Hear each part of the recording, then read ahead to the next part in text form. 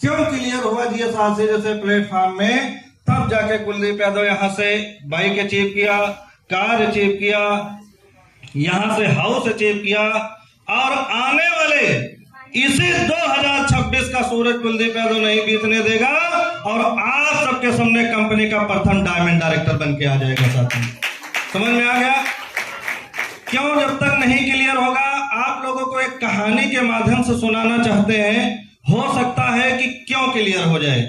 जब तक किसी काम को हम क्यों में नहीं कन्वर्ट करते हैं तब तक सक्सेस। समझ में आ गया?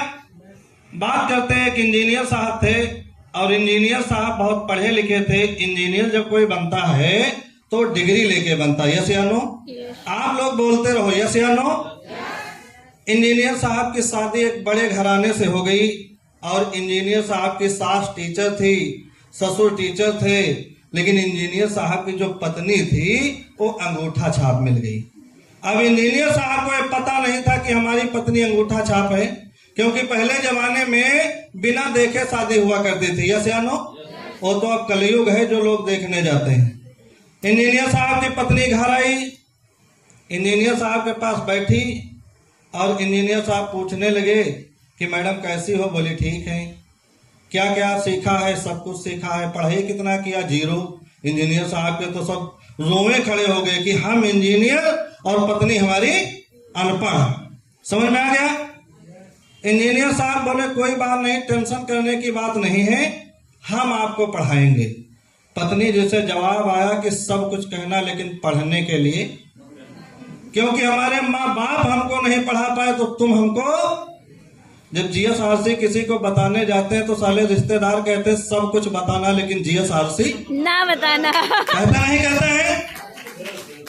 इंजीनियर साहब बहुत परेशान, यार कोई हमारे घर पढ़ा लिखा व्यक्ति आ गया और जो हमारी वाइफ से बोला good morning, I love you, thank you very much, तब तो हमारी बेइज्जती हो जाएगी। बड़ी टेंशन में बेचारे रात भर नहीं सोए। सुबह उठे, पत्नी जैसे कहने लगा कोई बात नहीं, आपको शर्म आती है, हम आपको कमरे में पढ़ाएंगे, कोई जान नहीं पाएगा कि हमारी पत्नी पढ़ी। पत्नी को बड़ी जोर से गुस्सा है, कहीं हमने कल कहा था सब कुछ बताना लेकिन पढ़ने के लिए, अब ज्यादा जिद करोगे 10 दिन का भोजन 1 दिन बना के रख दूंगी, दिमाग ठिकाने आ जाएगा। इंजीनियर साहब बहुत परेशान, बड़े सीधे बीधे व्यक्ति, जो पढ़ा लिखा सज्जन व्यक्ति होता है वो बहुत सीधा बीधा होता है। इंजीनियर साहब कहने लगे कोई बात नहीं, आप नाराज न हो, जब घर के लोग सो जाएंगे तब तुमको पढ़ाएंगे। अब वो उनके पढ़ाने के चक्कर में पड़े, उनको गुस्सा आ गई और कपड़ा वपड़ा रखा, कहा ज्यादा करोगे हम अपने मैके चले जाएंगे। जब ज्यादा किसी को जीएसआरसी बताने रिश्तेदारी में जाओ, कहते बार बार वही बात बताओगे, न्योता पानी सब छोड़ देंगे, आना जाना छोड़ देंगे, सब कुछ बताओ, साली लूटने वाली कंपनी में बताओ, यही कहते नहीं कहते? रहते रहते इंजीनियर साहब कुछ दिन बीत गए, 2 बच्चे हो गए, लेकिन इंजीनियर साहब को जिद थी कि हमको पढ़ाना है क्योंकि हम इंजीनियर हैं। कोई कोई लीडर जिद्दी होता है, जब तक जोड़ता नहीं तब तक छोड़ता। समझ में? हमारी बात सुनिए, हम क्या कहना चाह रहे हैं। 2 बच्चे हो गए, थोड़ा बच्चे बड़े हो गए। इंजीनियर साहब बच्चों से कहने लगे भैया एक बात बताऊं, यार अपनी मम्मी को आप लोग समझाओ, हो सकता कि आपके कहने से वो पढ़ जाए। उनको वही टेंशन खाई जा रही है। जो लीडर का सपना होता है, कहते हैं सपने इंसान को जो सोने न दे वो सपने होते हैं, और अपने वो होते हैं जो साले रोने न दे वो अपने होते हैं। समझ में आ गया?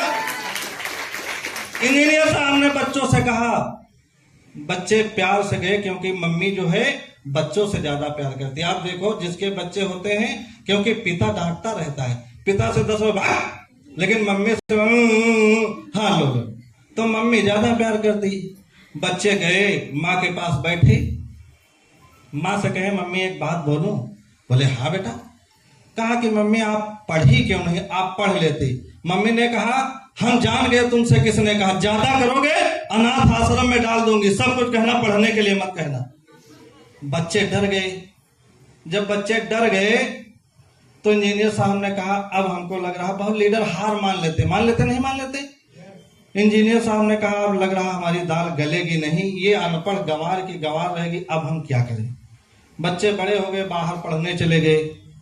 एक दिन अचानक इंजीनियर साहब ने अपनी पत्नी जी से कहा बेगम हमारे कपड़े पैक कर दो और हम 20 दिन के लिए बाहर जाना चाहते हैं। पत्नी जी को शंका हो गई। क्या हो गई? सब लोग बोलो, क्या हो गई? शंका। पत्नी जी को यार शंका हो गई कि हमारे स्वामी घर से जाते थे तो तुरंत बताते थे, आज अचानक 20 दिन का टूर तय कर लिया, हमसे नहीं बताया। पत्नी जी ने शंका किया, लेकिन कोई बात नहीं, कपड़े तैयार किया और इंजीनियर साहब को दे दिया। बच्चे भी चले गए और इंजीनियर साहब भी चले गए। एक दिन बीता, एक 27 साल की लड़की, बढ़िया पढ़ी लिखी, एकदम वगैरह वगैरह बन के आई और मैडम से पूछने लगी, इंजीनियर साहब कहाँ हैं? तो कहा, इंजीनियर साहब तो 20 दिन के लिए जो है टूर पे गए हैं। तो उसने कहा कि इंजीनियर साहब अभी कल तो हमको मिले थे, चाय पानी किया, और आज हमको घर पे बुलाए थे, और आप कह रही हो कि वो 20 दिन के लिए बाहर चले गए। उनको और शंका हो गई। क्या हो गया? और शंका हो गई। अरे ये क्या कह रही, उनको 2 दिन गए हो गए, ये कह रही कल मिले थे, आज घर पे बुलाए। तो वो कहने लगी, मैडम मजाक न करो, इंजीनियर साहब हो तो थोड़ा बातचीत करनी है। तो उसने कहा नहीं है। तो उस मैडम ने एक चिट्ठी निकाली और चिट्ठी उनकी मैडम को दे दिया और एक बात कही कि जब इंजीनियर साहब आएंगे तो केवल इंजीनियर साहब को ही पढ़ने के लिए देना, ना आप पढ़ना ना किसी को पढ़ाना, सिर्फ उन्हीं को पढ़ाना है। वो जब देके चली गई तो मैडम को और शंका हो गई, दादा इसमें लिखा क्या है? अब उसको और शंका, रात दिन शंका पे शंका, शंका पे शंका। अब वो पड़ोसी के पास गई, दरवाजे पे, सोचा पड़ोसी यार जो है डॉक्टर है कुलदीप जैसा, पढ़ा लिखा है, लो पढ़ा ले। जब दरवाजे गई तो सोची यार इसमें कहीं और कुछ ना लिखा हो जो हमारे स्वामी की बेइज्जती हो जाए। वो चुपचाप चली आई। नींद नहीं पड़ी, बच्चों को फोन किया, बड़े वाले, मनोज सर आपको तुरंत आना है। मनोज सर ने कहा, क्या हुआ मम्मी? कुछ नहीं, आपको तुरंत आना, हमको पढ़ना है। क्या कहा? आपको तुरंत आना, हमको क्या करना है? पढ़ना है। क्योंकि उसका शंका बन गई, उसका क्यों क्लियर होने लगा कि चिट्ठी में लिखा क्या है। बड़ा बच्चा कहने लगा कि मम्मी कल छुट्टी है, परसों परीक्षा है, यदि कोई बात बन जाए तो हमको ना बुलाओ। मम्मी ने कहा नहीं बनेगा। लड़का तुरंत भागा भागा आया और मम्मी ने कहा कि हमको पढ़ना है। तो लड़का हंसने लगा कि अब 60 साल की हो गई, जब जवानी थी तब नहीं पढ़ा, बुढ़ापे में क्या पढ़ेगी। तो कहा मम्मी हम तो पढ़ा नहीं पाएंगे, हमारी कल परीक्षा है। तो कहा मैं कुछ नहीं जानती, केवल हमको पढ़ना है। मैं कुछ नहीं जानती, मुझको। चिट्ठी बड़े चुपके से उसने रखा कि कोई जानने नहीं पाए इसमें क्या लिखा है।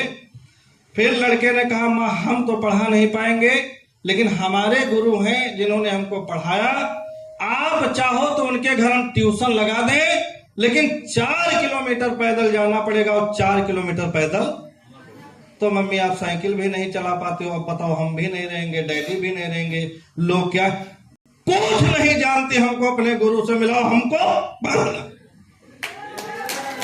हमको क्या करना है? ट्यूशन लगा दिया। लड़का चला गया। 10 दिन मैडम आई गई, 15 दिन हो गए। जब 15 दिन हो गए आते जाते फिर इंजीनियर साहब, जब 15 दिन हो गए तो मैडम पढ़ना जान गई। वो चिट्ठी निकाली और उसमें लिखा था ये सब ड्रामा केवल तुम्हारे पढ़ने के लिए किया गया। समझ में आ गया? इंजीनियर साहब जब आए, मैडम ने चिट्ठी देखी आई उनको और पढ़ के बताया, स्वामी ये तो सब ड्रामा हमारे पढ़ने। समझ में आ गया? क्योंकि उनका क्यों क्लियर हो गया था कि हमको कुछ नहीं अब दिखता है, हमको पढ़ना है। तो पढ़ना है किसी चिट्ठी में, तो जिस दिन जीएसआरसी में आपका क्यों क्लियर हो जाएगा कि कुलदीप जैसे हमको डायमंड बनना है, तो बनना है दुनिया की ताकत एक तरफ और आपकी मेहनत एक तरफ। क्या तैयार हैं? क्या तैयार हैं? तालियों में मजे नहीं आ रहा, जबरदस्त तालियां बजाओ। समझ में आ गया? साथियों, अपने क्यों को क्लियर करके जीएसआरसी जैसे प्लेटफॉर्म में हम आएंगे तो हम तो कहते हैं 29 साल अभी कुलदीप के नहीं पूरे हुए, इसी जनवरी से 29वां साल चल रहा है। और 29 साल की उम्र में कुलदीप यादव ने जीएसआरसी से जितना कमाया, और मात्र हमारे गुरु भी जानते हैं 19 में कंपनी का जन्म हुआ, 20 में कोरोना आया और 21 में कुलदीप यादव बेड रेस्ट हो गया। मात्र कुलदीप यादव ने 2 साल में जीएसआरसी से 64 लाख रुपए का मालिक बन गया सर। ये है प्लेटफॉर्म की ताकत। किसकी ताकत है? प्लेटफॉर्म। कुलदीप यादव का क्यों क्लियर हमारे परम पूज्य गुरुदेव मौर्य सर ने कराया। मैं छोटे मोटे जॉब में काम किया करता था, टाटा जैसी फैक्ट्री में।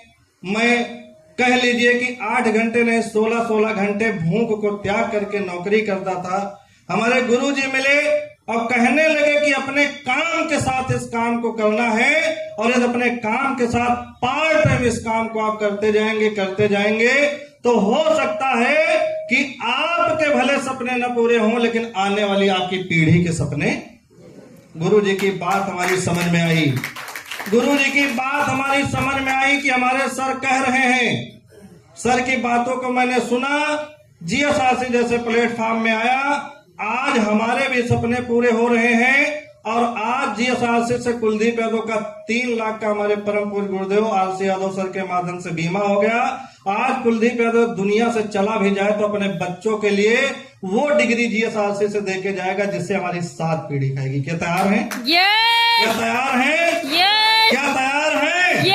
तो जीएसआरसी, जीएसआरसी। भारत माता की जय, भारत माता की जय। अपने क्यों को क्लियर कर लो, क्योंकि दुनिया में सबसे बड़ा न्यायालय जो होता है, जिसको